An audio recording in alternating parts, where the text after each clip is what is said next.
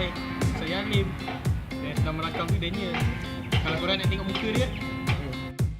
Okay, Daniel boleh pergi. Kita akan explain apa itu momentum. Momentum ialah kecenderungan sesuatu objek untuk bergerak pada laju yang sama dalam arah yang sama. Ia juga menunjukkan kesukaran sesuatu objek yang bergerak untuk berhenti.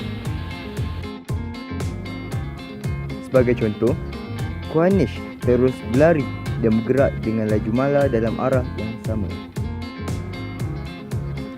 Seterusnya, keabadian momentum. Sebagai contoh, pelanggaran bola dengan dinding.